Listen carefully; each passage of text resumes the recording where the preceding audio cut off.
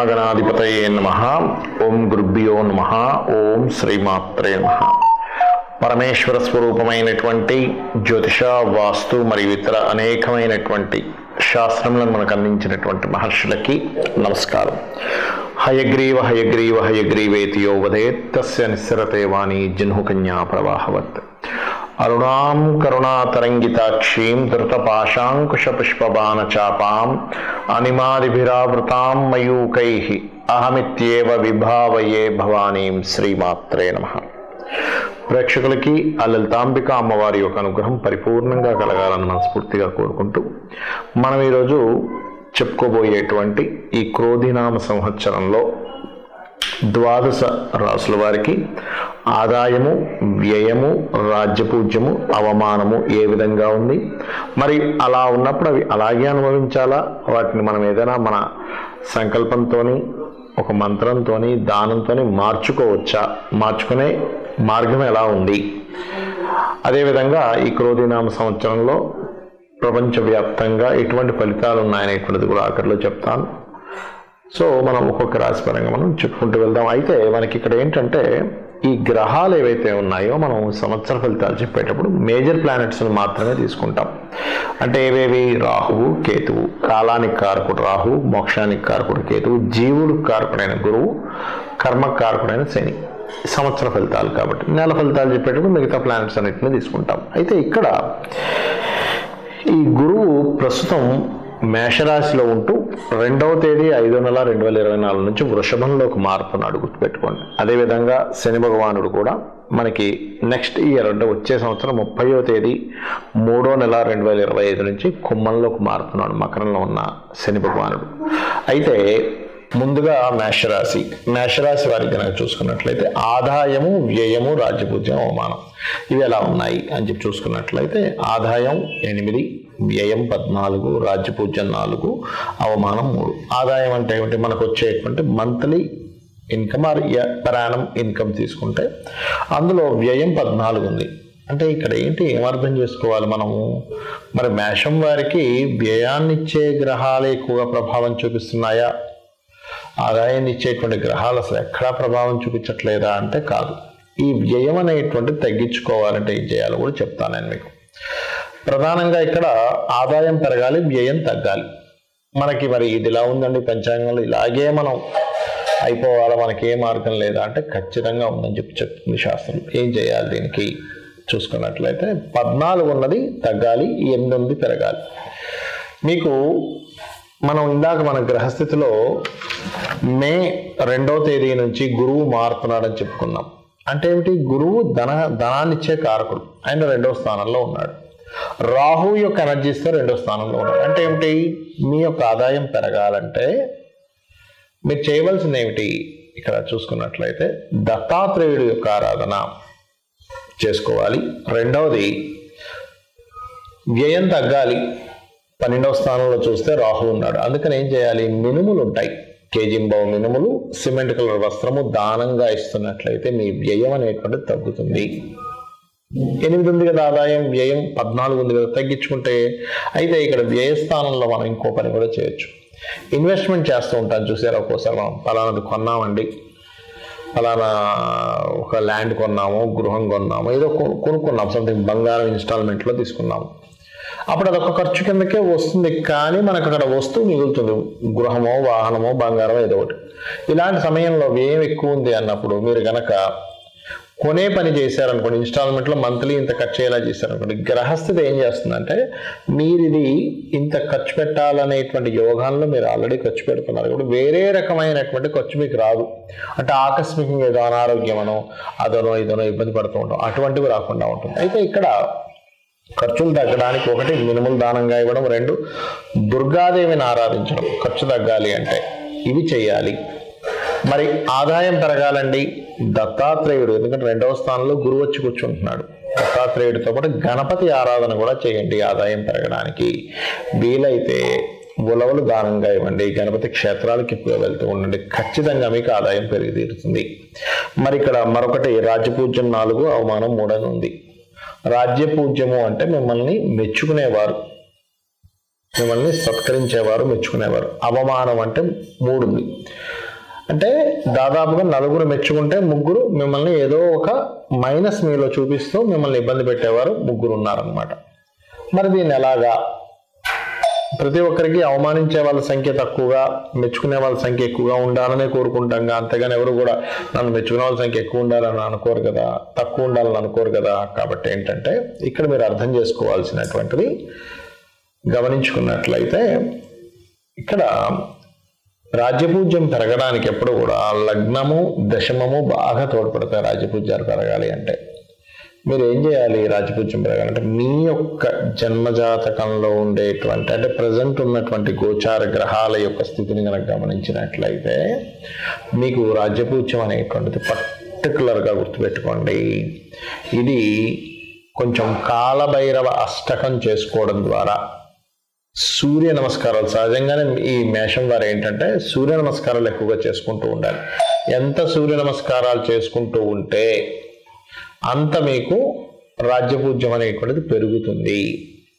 అదేవిధంగా అవమానం తగ్గాలి. అవమానాన్ని ఇచ్చేటువంటి వాటిల్లో ఏమిటి? ఏ గ్రహ ప్రభావం? మీ రాశిచ్చే గ్రహ ప్రభావం అంటే కుజుడి ప్రభావం. అంటే మీరు గనక కందులు దానంగా ఇవ్వడం కానీ ఇట్లాంటివి చేస్తే బాగుంటుంది. ఇక మిగతా అంశాలు కనుక చూసుకున్నట్లయితే ధనాభివృద్ధి బాగానే ఉంటుంది. ఈ యొక్క పరిహారాలు చేసుకున్నట్లయితే ఈ సంవత్సరం కొంతవరకు విదేశీ యోగాలు ఉంటాయి. సంతానం కోసం ప్రయత్నం చేసేటువంటి వారికి సంతాన అభివృద్ధి ఉంటుంది. వివాహం కోసం ప్రయత్నం చేసేవారు మే లోపల కనుక వివాహం ప్రయత్నం చేస్తే వివాహ యోగం ఉంటుంది. విదేశాలకు వెళ్ళి ఉద్యోగ ప్రయత్నం చేసేటువంటి వారికి ఆ యొక్క విషయంలో చాలా బాగుంటుంది. ఇక మీరు చేయవలసిన నిత్య దేవతారాధన, సూర్య నమస్కారాలు ఎక్కువగా చేసుకోండి, అన్ని విధాలా బాగుంటుంది.